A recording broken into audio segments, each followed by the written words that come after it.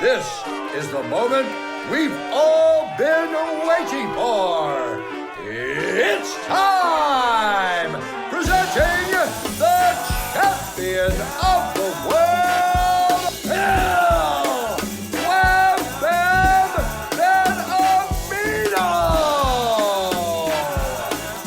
Yo, it's your boy Wham Bam here, and it's another Wham Bam Wednesday, and we got a great episode today, and it's all about wrestling. But remember, this show is about ordinary people doing extraordinary things, and today is no different. But before we get into the show, I want you to first remind you that the show is free, and that we ask that you give us a little bit of love, man, please, by subscribing to our YouTube channel. Subscribe, make sure you like it, make sure you share it, and make sure you hit that little alert button also, so it gives you all the alerts for all of our new episodes to come.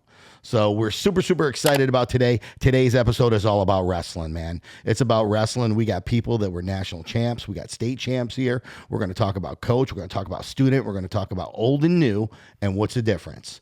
And we're super excited. First, we got Brooks Clemmons, who's right here from Pope High School back in the day, graduated over in Marietta, Georgia. And you know what? Went on to play, wrestle in Division I, and actually had a little stint with the Olympics and stuff. National champion. Can't wait to hear about his story. And then one of his students that's currently right now, also a two-time state champion, also nationally ranked, and looking where he's going to go to college and what his ride's going to look like. So we're excited about having Jacob Levy here as well with us, and we're going to talk about all his journey and everything. I think they're coming in right now. Here they are.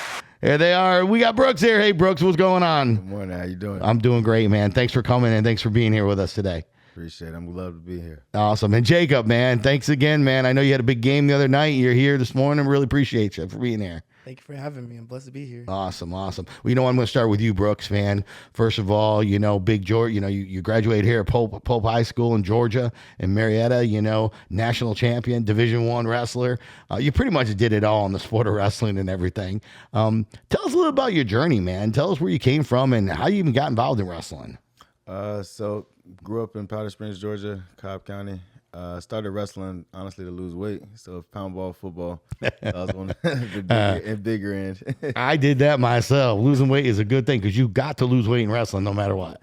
Unless you want to wrestle the big kids. So yeah. But you're still going to lose weight when you wrestle, right? That's very true. So started when I was 6 years old. So I actively competed all the way up to age 25, 24. So I've wrestled in 38 states, 2 countries. So wrestling has just helped me see the world so far. Right. Gotcha. So growing up, obviously young and stuff and learning how to wrestle, how has it changed over the years? It's changed and not changed. So the way it's changed is like you have to react faster. Yeah. It's a lot. Things are happening a lot faster, more often versus where in the past maybe it was like more of a one punch, one hit. So that's been the biggest change in wrestling. And due to technology, anybody can become good. Where like back in, let's say 20 years ago, it was hard for somebody to learn a new technique. Where nowadays a kid can just type it in and they can go downstairs and learn the same way, like having a coach. Yeah, it's amazing how much resources these kids have these days.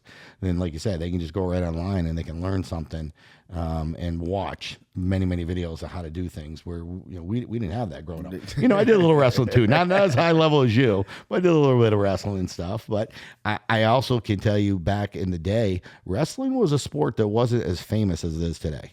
It was frowned on a little bit, I'm gonna be honest with you. At first, people were like, well, what are them two guys doing on the mat rolling around? Nowadays everybody's doing it. I think the blossoming of the UFC and mixed martial arts has made wrestling more attractive to the younger generation. But you're perfectly right. The singlets have always deterred people away from wanting to wrestle. I love the singlets, man. It shows all your muscles, baby. it shows if you're in the gym or not. That's right. There you go. There you go. If you're in the gym or not. So listen, being in high school, obviously, in wrestling, I know you were two-time state champ and everything. When you were being recruited, what was that like, being able to go Division I and being recruited back in your day? It was a blessing and a blessing in disguise. So, like, just imagine being able to travel the world and you go to a place, a university, and there's like 30,000 people there for a football game on the football field. I remember watching Notre Dame and Michigan State play live when they had the linebacker. And so just being down there, then you see the student section. Then you experience college life for the first time as a high school student. It's just mind blowing. What's it like having a coach though that actually wants you? You know, I know you had multiple Division I opportunities. In fact, I think you even transferred throughout some of the opportunities there because you had some better opportunities. What is that like? You know, having coaches coming after you. So definitely, you have to. It's almost like dating. So you have to almost weed it out, figure out who's genuine and who's just there for the moment, and ultimately you have to figure out where's home base. Like, what can this coach do for you off the wrestling mat? Like, after you're done wrestling, how can they still better your life? Are they just going to throw you to the side, or are they still going to check in? So that's one of the things you have to look out and differentiate between the process. So. Now, with wrestling, there is something after. Obviously, a lot of people have, like, football, you have professional football. Baseball, you got professional baseball. Lacrosse now even has professional lacrosse. Wrestling, there's not really professional wrestling groups out there, is there? So there's not a technical wrestling profession, but due to the NIL, NCAA wrestling has turned into a profession. So if a kid starts winning at a young age and it goes to a big-time university, they will pay that kid the university. So the NIL has changed the game and made it our profession, and the next step is Olympics. That's where they get the real dollars, right? That's where they get the real money and stuff. So, Olympic team. How many wrestlers are on an actual Olympic team? So there are only 7 weight classes. 7. So there's only 7, and I believe there's 9 for the worlds, 7 in the Olympic years. Wow. So you got 1 in a 7 shot at making Olympic. Well, not even, depending on your weight, right? Depending on your weight. What weight class did you wrestle? You wrestle like 182 in that range? So I've wrestled 85 kilograms, so that was 185. What are you weighing now, Coach? A little too much. Well, no, you don't know. You still look lean, man. You still look like you were around 195. Come on. About 205. I want to get back down to 190. Oh, I bet you could in a heartbeat, man. 2 weeks. 2 weeks in wrestling hard. I could probably get it off in a day and a half, but I don't know how functional I'll be. So 7 spots on Olympic team. How do you go about trying out for that and getting involved in that? So the typical path is a kid will graduate, they'll go to college, win NCAA titles, and then after they finish college or during their college career, they'll try out for the Olympic trials. And then depending on how they do, they'll make the Olympic team or be on the USA team. And so, has there ever been any Olympic wrestlers that didn't win national champ, but then tried out, got into the tournament? Yes. And actually won? And actually won, yes. There are a handful of wrestlers who made the Olympic team. I believe Jared Frere is one of them. I don't think he ever won a national title. That's awesome. That's cool. It gives everybody a chance. Everybody has a chance in wrestling. You know, so but you got to go out there and perform. Day in and day out. You know, I was talking to the viewers earlier and saying, you know, how wrestling is, to me, one of the hardest sports out there because it's you and them. And there's no hiding. There's no team behind you and stuff. You can't blame somebody else. And if you make a mistake, it's evident. It's on you, right? It's evident. Everybody sees it. Everybody sees it. You know, I know obviously from wrestling, you also moved into coaching and stuff. You're coaching in Savannah right now, if I'm not mistaken, right? Yes, sir. Okay, awesome. So congratulations on Appreciate that. it. Now, tell me a little bit about, is this your first year over there? Yes, I just moved down there in the middle of the summer. Now, you're at Calvary Day, right? Calvary Day High School. Yeah. Gotcha. So congrats on that. I know the wrestling program struggled quite a bit, last year, as far as rankings go. Am I speaking the right? No, you're very accurate. All right. Well, they got the right guy, man. I'm not gonna lie. They're very lucky to have you. I appreciate They're it. very, very lucky to have you. I know your rankings come very highly sought after, and you know, people and these kids today know who you are and want you to be a part of it because your conditioning and what you do with the game and with the sport and with these kids is different than most. So they're lucky to have you. They probably don't know that yet, but they don't see it all the time. They don't see it. I know. Are you guys ranked at all right now or no? So probably like 29th out of 32nd. They got you 29th to 32nd. Oh, wow. They're not giving you much of a chance at all. Man, they don't know you like I know you. So what are they going to do when you're probably in the top 10 when it's all said and done? Probably want to put me on a podcast for them. There you go. Well, that's awesome. So you know what? Bringing here today, we got Jacob here with us, and we're going to talk a little bit with you, Jacob, real quick. First of all, I know you're a junior in high school. You're at Carrollton High School over there. Yes, sir. What's it like, man, being a kid out, in high school again? It's fun, I got to stay focused so I don't go nowhere. So I'm always at the mat or on the football field. So it's just a grinder journey. Yeah. Isn't it a little different, though, when you got people pulling at you and stuff? You've been real successful. And I mean, you're a big kid. What are you weighing now? What's your size? 240. 240. What are you, 6'2"? 6 foot. 6 foot, 240. Big boy though. That's a big boy out there. So you got to be having a lot of offers, a lot of coaches I know they're after you. Yes, sir. So what is it like as far as pressure goes? Having to perform every single week after week after week. I don't let it get to me. That's like over my head. I worry about all that later. Because if I don't perform, nothing gonna happen for it. Right. How do you prepare yourself mentally though? When it comes to that, because the truth of the matter is this: everybody knows who you are. You're a national champion now, right? So people are out to knock you down. They go out and step on the mat with you, and if they lose, they're supposed to lose, right? Yeah. But if they beat you, they become king. So that's got to put some pressure on you, man. What is that like?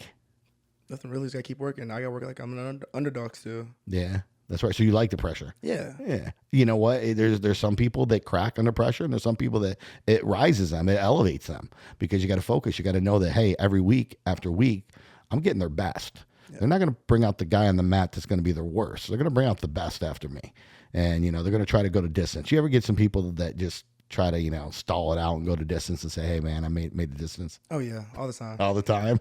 What do you do with those people?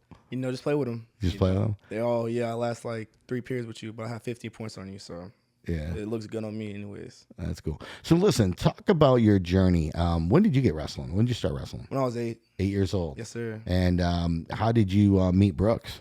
So we had not a tournament, but it was a practice called TWC, and I met him there first time. Then I remember really well. It was a tournament called Dixie's Nationals. He coached me through the whole tournament. Didn't lose a single match. Uh-oh. So that was it right then and there. You're like, that's my guy, my good luck charm. Yeah. Yeah. So how many years you been working with him now? Hold on. 14, 15, 8 years. 8 years. 8 years. Have you seen a difference over the last 8 years? Yes, sir. Yeah. What would you say is the biggest difference that you've seen in yourself? I became more mature, I know how to speak well better. Like from him speaking to me and seeing how he is, I can take from that and make me better. Okay. Well, that's good. What about practices and stuff?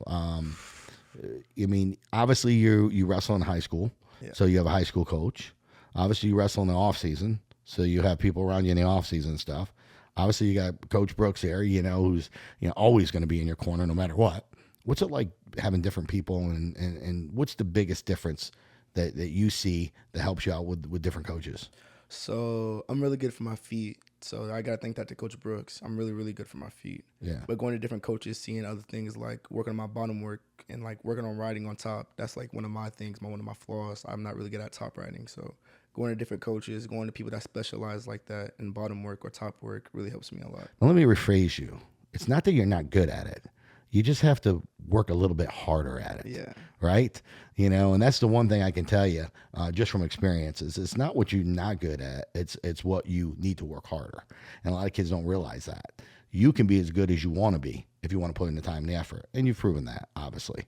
So it's nice to know that you're what you feel like you have to work harder on, but that doesn't mean that you stop working in everything and say, hey, I give up. I'm no good. I'm no good here, so I got to only wrestle on my feet the whole time, right? But you know what? Each match, where's the start?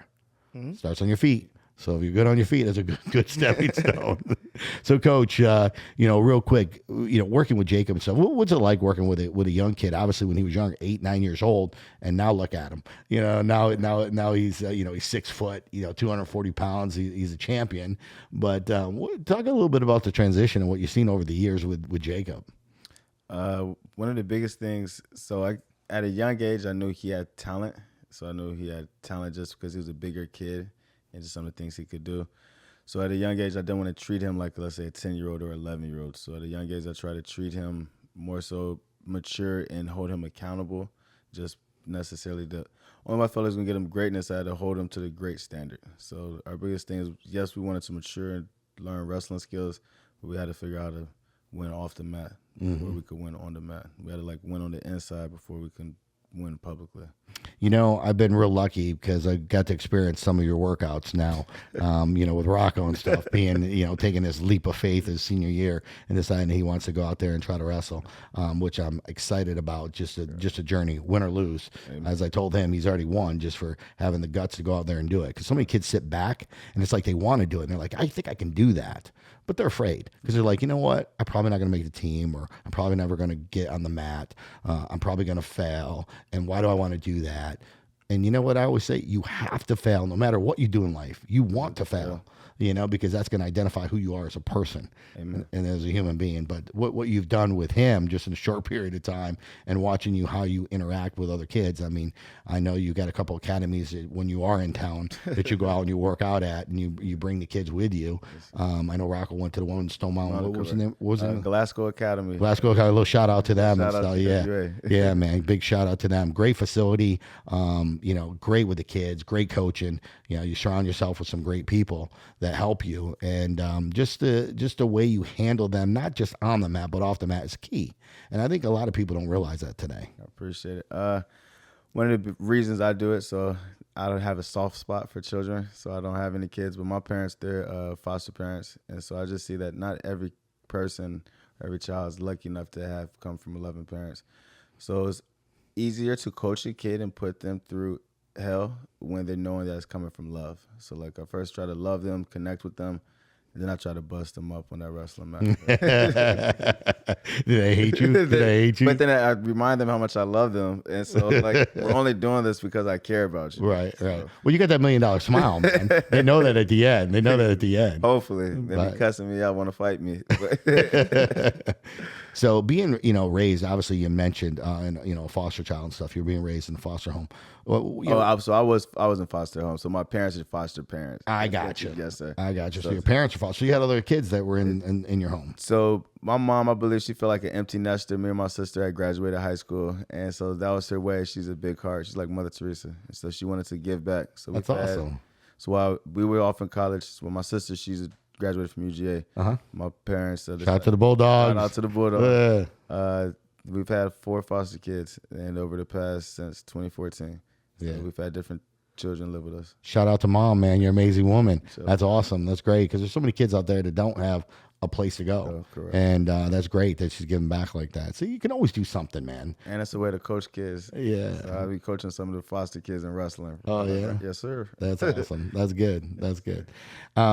Jacob, now listen, getting back to you. Now, I know you're playing football right now, right? We're in football season and everything. How's that affecting you? Do you enjoy football? What's going on there? It's all right. It's all right? Yeah. I'm missing the mat more, though. Yeah? What do you miss about the mat differently than the game of football?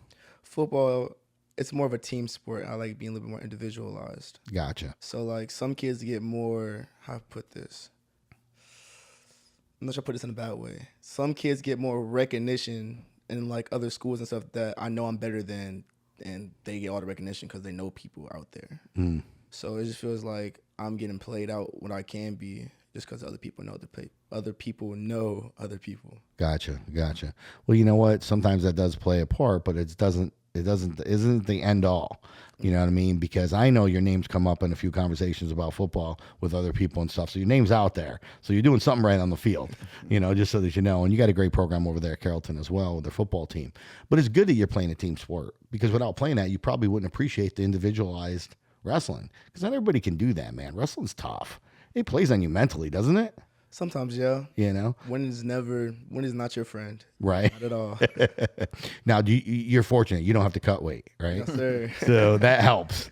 I know myself. I was always cutting weight. And let me tell you why I hated it. I hated cutting weight. Loved wrestling, but hated to cut the weight. But I got it done. But it makes it a lot harder when you have to cut that extra 2 pounds and you got 2 hours to do it.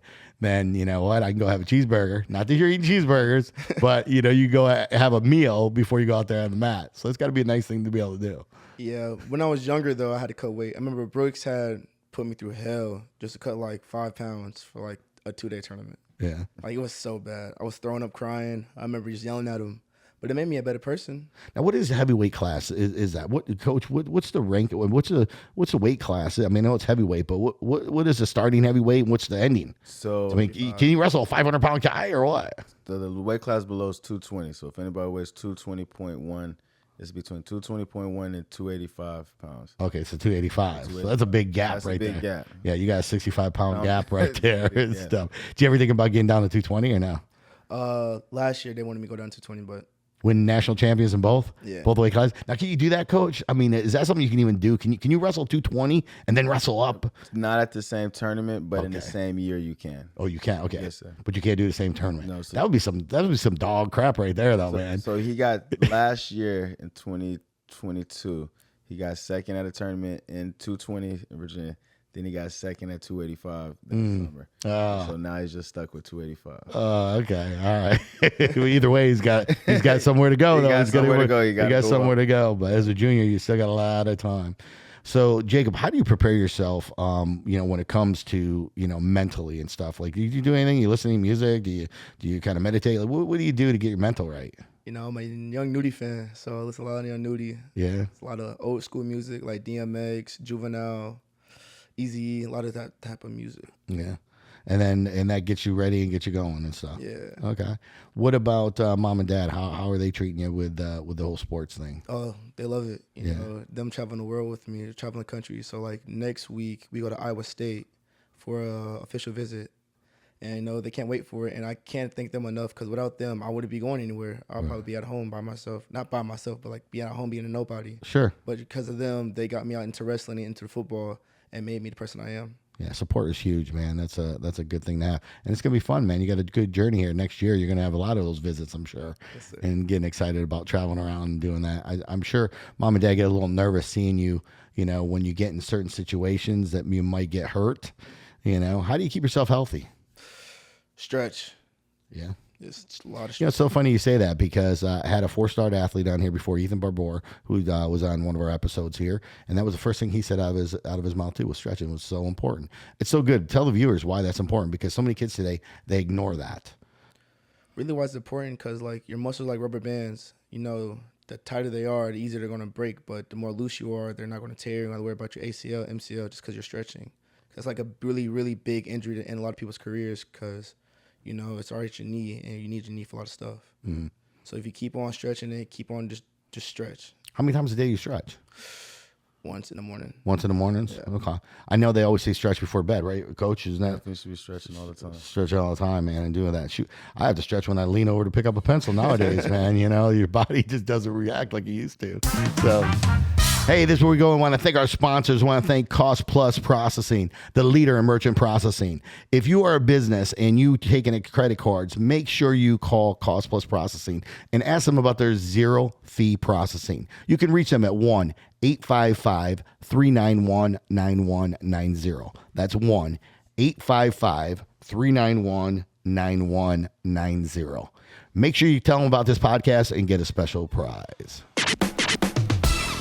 All right, we're back to the show here, and I'm here with Brooks Clemmons, and Brooks coaching wrestling with Jacob Levy over here, and we're talking about wrestling and everything else. But Coach, I want to go back to you, man, because I want to talk a little bit more about your journey and what it's like after wrestling. Wrestling's that sport; it's one-on-one, it's mano to mano, it's just you and them. Like you said, there's no excuses. You can't hide. What you see is what you get, and people can watch it like, I lost. I could have done this. I could have done that, but you didn't. And you're dealing with kids every single day that go through this battle, win or lose. How do you keep these kids motivated, and how do you keep them moving forward and being able to level up? The easiest way to keep them motivated is try to realize that wrestling is not the end of your life. Like, you're not about to not eat. You're not about to end your life for a wrestling match. So I try to keep them. I'm a man of faith, so I try to give them something easier to chase after. Try to take the weight off of their shoulders. But ultimately saying, like, you're out here wrestling to better your future. You're either going to work hard now or you're going to have to work hard when you get done out of college. So you decide you want to work hard when you're 16 or going to work hard for the rest of your life. So, you say two words, and there's definitely one word that's real important there. It's called work. You got to work. One way or another, you got to work. And you're right. If you don't work hard, which is that second word, then guess what? Your outcome might not be so good in life. and regardless, but I know you get a lot of kids that are down on themselves and feel like, hey, I can't do this, or I can't, I don't. It's more like I don't want to, right? It's not that they never can't, but in their mind they think, this is too hard, man. It's too hard. I want to go have fun. I want to go dribble the basketball and shoot in the hoop and have fun. I want to go run around the baseball, hit a ball and just go have fun. I want to just have fun. But wrestling, a little different kind of fun. I mean, if you don't win, it's not so fun. Well, before you can win and before you can go do anything, you got to sacrifice something. So what are you willing to sacrifice to go feel that success and that feeling? So a lot of people, they want to have the feeling of success, but they're not willing to sacrifice anything. So your success and reward is only going to be as big as your sacrifice. So I always tell the people, you don't have to do it, but just don't be upset if you don't get what you want at the end of the day. Right. You wasn't willing to sacrifice this 5 minutes to defeat this feeling of defeat or self-doubt. So I don't want you to expect that you should feel a glorious feeling, be in a spotlight where everybody's going to be screaming your name, because you don't deserve that. Right. So. Well, you know what? You do a hell of a lot more than just coaching. You do a lot of, mental, conditioning, I would call it. But, you do a lot of the guidance, I guess is the word that I really want to, guiding these kids and young people what to do, because a lot of times they do want to give up. And I see it. I mean, I just saw my own kid, one time after he practiced with you. He's like, I don't think I can do this. This is just too hard. And I'm like, it's supposed to be hard. Like, life is going to be a lot harder than anything you're going to do on that mat. So get used to it. Get used to overcoming that hardness. For me, it's talking. I've been in every aspect of wrestling. So I've been at the highest of highs, been at the lowest of lows. So it's like there's a lot of things I didn't want to do. But I feel like if I would have did everything I didn't want to do, I would have had everything I wanted. So it's like, and at times I feel like giving up, or sometimes regret those. Like, if I just would have fought through it, what could have happened? Right, so the what ifs. I just try to eliminate another child's what if. So it's like, if I can keep their what ifs to a minimum, then I feel like I did a better job. And the only way I can do that is hold people accountable. Yeah. What do you tell a kid, though, that really kind of wants to wrestle? Because you mentioned, like with the UFC and, jiu-jitsu being a big thing. And, of course, people in jiu-jitsu a little bit different. Like, they want to go in the guard and be on their back. And in wrestling, you don't want to be on your back and stuff. So there's some differences there, obviously. But yet that the two sports actually makes for good wrestlers, and wrestlers make for good jiu-jitsu people. Google the name Bo Nickel. So yeah. Bo Nickel right now is a UFC fighter. And so I know I have been wrestling with Bo, or maybe against Bo, since I was 10 years old. So I've seen this man really wrestle, have a background in wrestling, go dominate in college, and now he's knocking people out and getting paid. Yeah, I follow you. Now, do you think he likes what he's doing now better than wrestling, or do you think wrestling just kind of gave him the opportunity to do what he's doing now? I can't speak for everything. I just remember when we was at the Olympic Training Center in 2014. We was at cafeteria eating. He said, it'll be pretty cool to get on the UFC and knock people out one day. Yeah. And I look at it 9 years later. And there he is. There he is. There he is. What a great story that is, huh? Well, talk about that, though. Being an Olympic Academy, that's a whole different level. Now, you're involved in this. You were there, and you went through. What was that like, walking in the first day and, having a chance to represent your country? Sure. It's mind-blowing. I wish I would have taken more advantage of the opportunity. It's like, not everybody just given that opportunity. So right. It was definitely exciting. You got to train with some of the best. I remember eating in the cafeteria, looked across, Michael Phelps was right there. I remember some of our Olympians, like Jordan Burroughs, used to show up to practice. So you just put yourself in a whole different elite category. You get to shake hands with people that maybe if you wasn't good at wrestling, you might have had the same chance of shaking their hand. Right. That's cool. But let me tell you what, they too were with an elite with you being there. You go. I like you win. That's right. You got to think about that. Listen, not everybody got in that door. You got in the door. True. So you did some amazing things, some exceptional things to be able to do that. Let's just go back, rewind a little bit. Your first big championship that you won, I'm guessing you were in high school. I'm guessing maybe state champ, maybe national champ. What was the first one where you were when you stood at the top of the podium? And you looked around, you're like, I'm the best. I'm the best in the state. I'm now the best in the country. I'm the shit, man. What was that like? What was that feeling like? The same one he just won. So the one he just won this past summer. So 16U summertime or one. And you just felt like all the hard work was worth it. Like finally deciding to get out of your own way and listen to Dad I guess it actually paid off. And so I guess waking up at 5:30 for the run was actually worth it. So it's like a big weight being lifted off your shoulder. Now, what is it like though after the fact? So now you've done it, and you're like, now what's next? You know, what's next? Okay, I did what I needed to do. So what's my next move?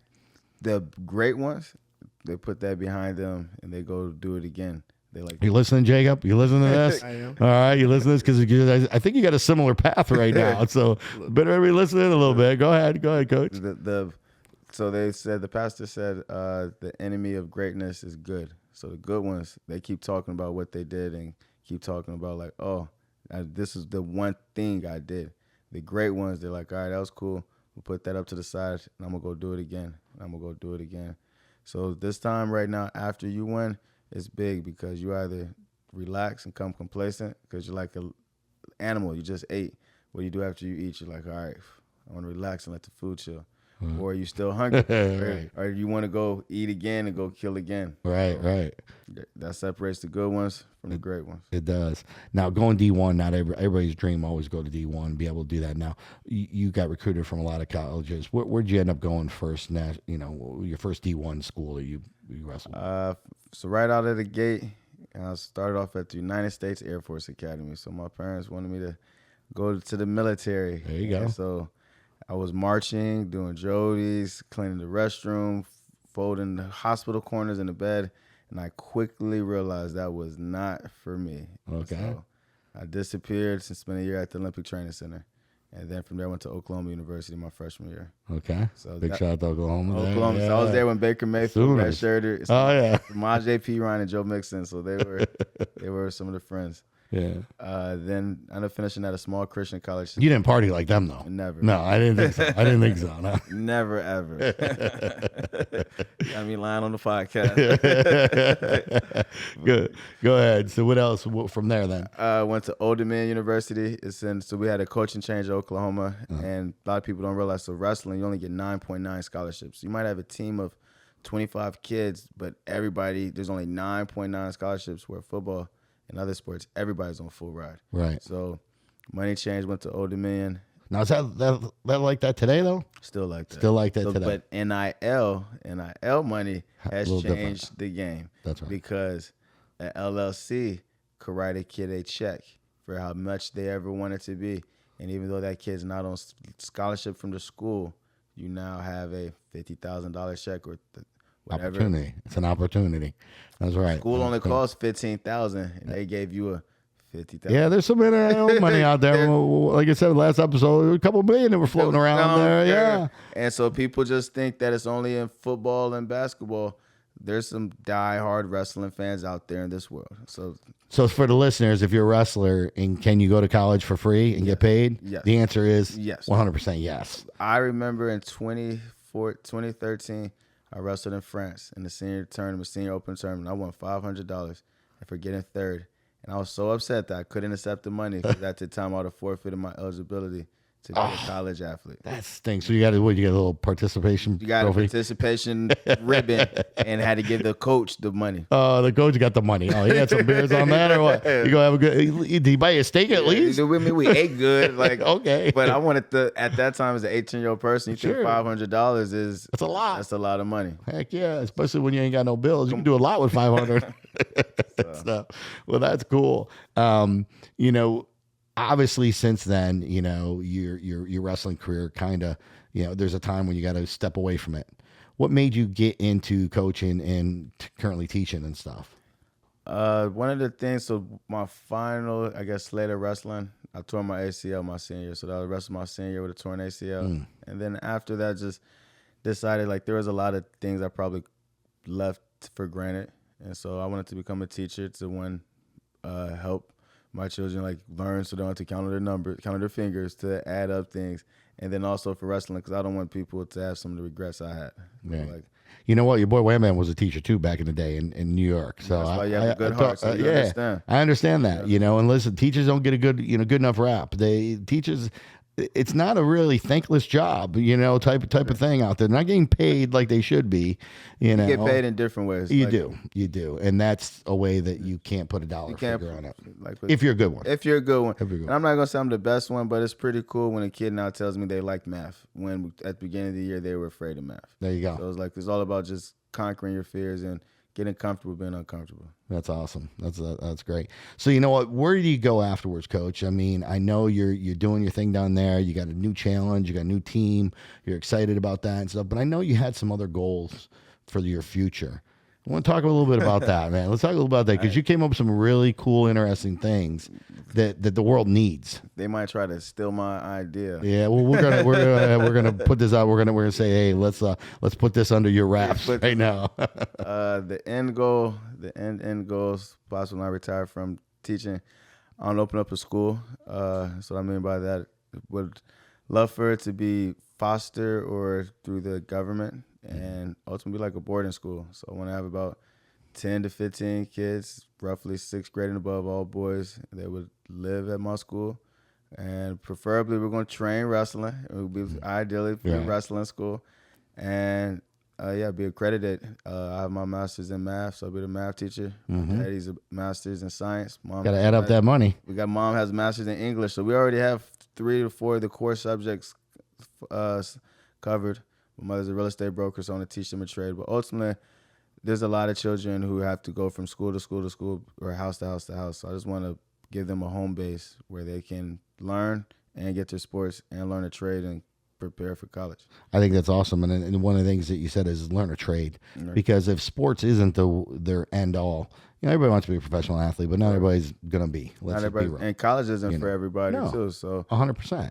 But there's so many people that don't even know how to change a tire right now on their car. These kids today, they got a full ride. They're getting NIL money, but they can't change the tire. Can't change the tire. You know what I mean? You ask them, hey, can you check the oil? And they're like, where's the dipstick? I can't. What is that? And due to AI, people with trade are now going to become more important than almost people with degrees, because the AI person can't change a plumber. Plumbers, the AI is not people, not robots, not plumbing. Right. Robots not going to be able to do construction. Robots not doing X, Y, Z. That's right. So having a trade is about to really, really become very important in these coming years. Yeah, well, that's exciting, man, and I got no doubt that you're gonna make that happen. So that's a cool thing. Jacob, looking at your future and stuff, what are your plans? You got any hot ones on in your mind as far as colleges go right now that you like? What are your top 5 right now currently? My top 5 colleges? Yeah.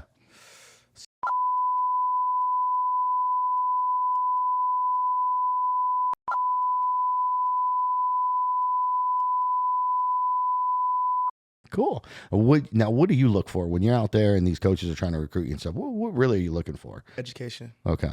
Very important. That's good. What about wrestling? Is that important? Yes, sir. See their coaches, if I like their coaches or not. I might go to a school that their coaches are like really mean or like some buttholes. Like, why would I go there? They're all going to be mean. Yeah, I was going to say, when it comes to coaching, they can be mean and you might consider them a butthole, but they might be the ones that actually are teaching the lessons that you might need. I'm sure in my years of coaching, I've probably been called both of those, not going to lie, but I can promise you I'm not a mean person and I'm not a butthole, but I only got the best interest of that child. So keep that in mind. I'm not talking about like them coaching. I'm fine with getting yelled at, screamed at by coach. I've been going through it my whole life. I'm talking about off the mat, see how the people are off the mat. Yeah. Because I want to be around a family situation. I want to feel like it's just about them. So like if I'm going to a team, I want to feel like I'm at home. I could be there for the next 4 years of my life or 5 years. That's right. And it is going to be your home for the next 4 or 5 years. So that's a good way to look at it. Anything that you want to say to anybody out there, young kid out there wrestling, because let's be honest, like I said, wrestling doesn't get and you said it yourself, football gets all the praise sometimes and kind of all who you know and stuff, but wrestling, you can actually do something because it's just you and them. So you're going to stand out one way or another. Yeah. But what do you say to a kid that is a little bit nervous and not sure of whether or not they can? I mean, you are like the pound for pound, right, in the Southeast champion, so you're at a higher level and higher status than most. What would you tell a kid that it's not going to be that good right away and stuff? And what do you think? Do you even want to wrestle with that kid? No, yeah, of course I want to wrestle with that kid. Everybody starts somewhere. I remember at one point I was on a losing streak. Everybody's going to go through that phase of not winning or not winning those big tournaments. Mm-hmm. You see all these other kids doing this and that. Just focus on yourself. because all of them, they've been doing this for a while. Just focus on you. So if you're going out there just, oh, I'm so nervous, don't be nervous. You're going to learn from this. This is a learning situation. Right. How do you do that? Because I've watched you. I'm not gonna lie. I'm bringing this up because I've watched you do it with kids that are younger, and even like with Rocco and stuff. But you actually kind of dumb it down a little bit. You kind of, you take it easier, but you still go through it, and you still motivate and stuff. What hungers you to be able to do those things? I don't know. I really just like to give back to people, and like I understand. Like I don't understand. Like if a kid says I don't understand, I was at that point one time, so I can't understand that. Like Coach, he was not there. He was there a long time ago. So, things might be a little bit different now, and I can relate to some of those kids now. Mm-hmm. That's good. That's a good way to look at it. Before I go, I do want to ask you, 10 years from now, after your high school's over, after college is over, what do you want to be remembered as? Olympic champ. Olympic champ. Let's go. Let's go get it. Let's go get it. Red, white, and blue, baby. I want to see it. I want to see it. I'm going to be there cheering for you. And I know somebody's going to be in your corner. I know somebody's going to be there, Coach. Yeah, what do you think of that? What do you got to say to him about that? I'm a numbers guy, so that's why I teach math. So our shot's 2032. So that's what we're going for. Yeah, that's it. 2028, we get our feet wet. 2032, we're trying to represent the country. There you have it, folks. There it is, man. He's putting it out, putting a date into it. Coach, you want anything else to say? Anything to say to these young kids out there wrestling and, that are a little bit discouraged? What do you got to say to them? What do I say?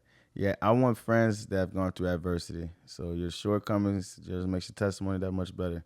So right when you feel like giving up, if you fight through that one moment, that was the right one moment where you got better. So get comfortable being uncomfortable. Keep God first. Keep the ones that you love even closer.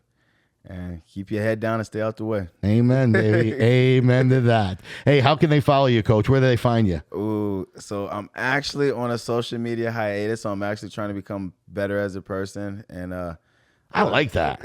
I like that, man. I like that. Just kind of putting it, like recognizing that, hey, I need to step back. I need to step back. I said that a few years. Like, so many kids, especially today, they're scrolling. They spend hours and hours watching everybody else's life, and they ain't focusing on their own. And I focus on, and I caught myself doing that. I caught myself comparing, because I have friends in the NFL. I know people that's in the NFL. Sure. I think about it, we talked about the Olympic Training Center, and then we talk about, there's nothing wrong with it, but I know people that are now getting paid for UFC, and I'm a school teacher, so their journey's not better than mine. So my best way is to delete everything, and I only want to focus on what's right in front of me. I love it. So I love it. I love it. And that's why you're here. But pretty soon, I will be back. I do not have a date, so preferably after we win state. Yeah, there you go. There you go. I love it. Well, that's why you're here. Jacob, how about you? How people can follow you and where they can find you? Because, we're going to get some supporters out there, and we want to support you. So mainly on especially you're gonna be an Olympic champ, man. We get that autograph before. So really on Instagram at stay_humble_Jacob. Stay humble, Jacob. Yeah. I love it. I love it. Well, there you have it, folks. Another good, epic episode of Wham Bam's podcast. And if you're a wrestler, big time wrestler, and you want to win nationals, guess what? You got to work, baby. You got to put the work in. You got to work, and not just work, but work hard. And as I always say, Wham Bam tells you, if your life was a movie, would it be worth watching? And if you can honestly say no, then guess what? Stop being ordinary and start being extraordinary. And remember, as always, stay positive, baby, and keep testing negative. I'm your boy Wham Bam. Till next Wednesday, I'm out.